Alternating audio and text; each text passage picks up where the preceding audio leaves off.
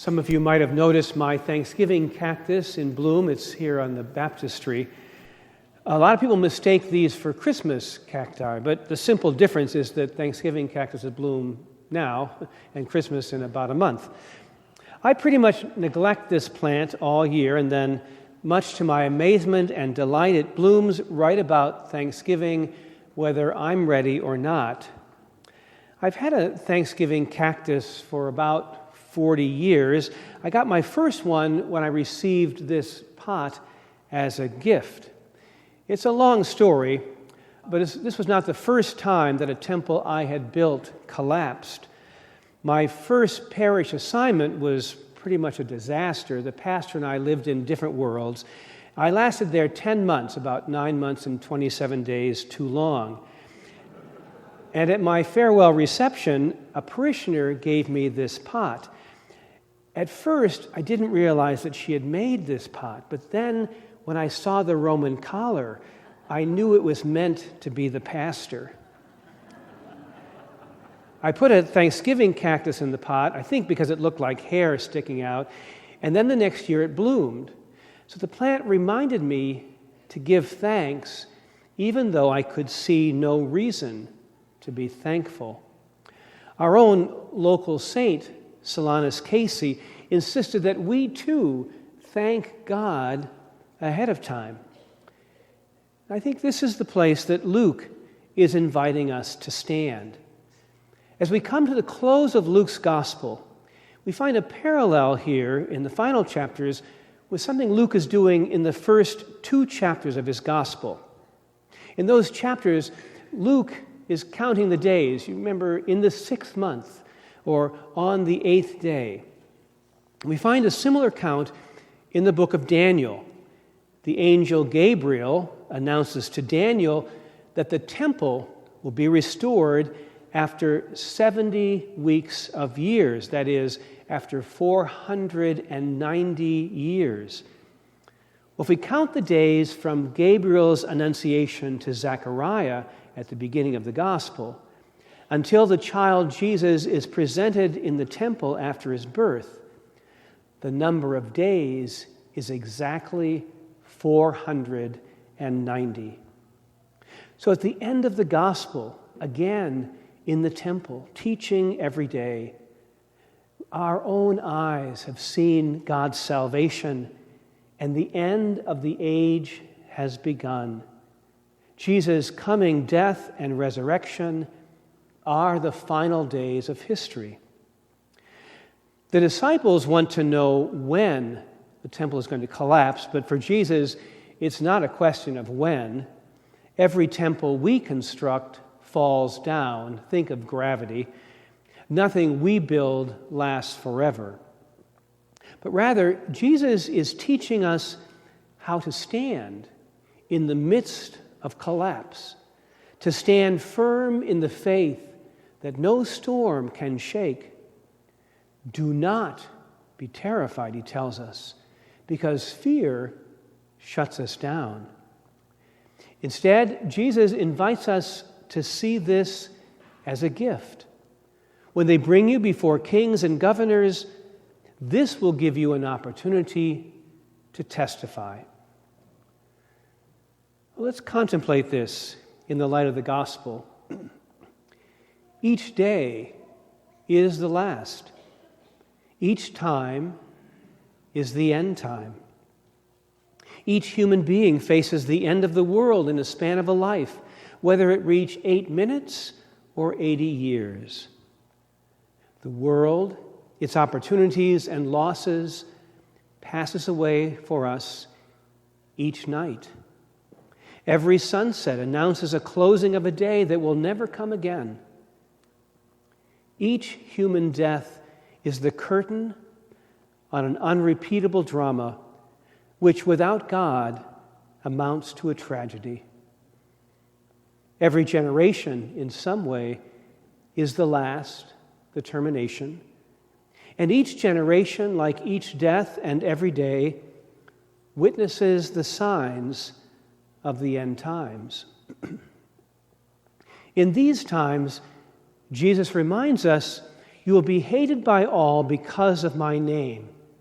But then he goes on to reassure us with this comment, but not a hair of your head will perish. By your endurance, you will gain your lives. God does not let go, no matter what. Earlier in Luke's gospel, Jesus used the same metaphor when he asked, "Are not 5 sparrows sold for 2 pennies? Yet not one of them is forgotten in God's sight. But even the hairs of your head are all counted. So do not be afraid. You are of more value than many sparrows." If God's eye is on the sparrow, how much more will God watch over us?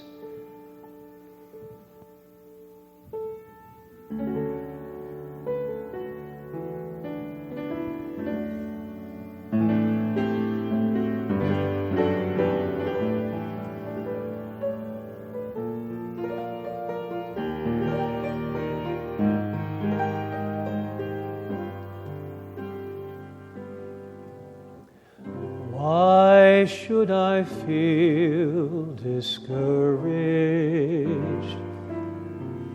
Why should the shadows come? Why should my heart feel lonely and long for heaven and home, when Jesus is my portion, a constant friend is He. His eye is on the sparrow, and I know He watches me. His eye is on the sparrow, and I know He watches me. I sing because I'm happy. I sing because I'm free, for His eye is on the sparrow, and I know He watches me.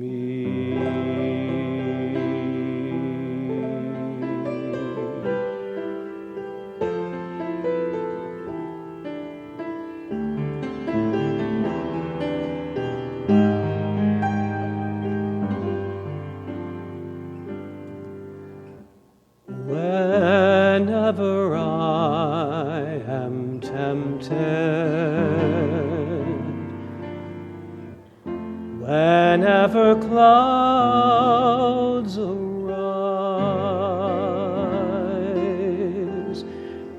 when songs give place to sighing, when hope within me dies,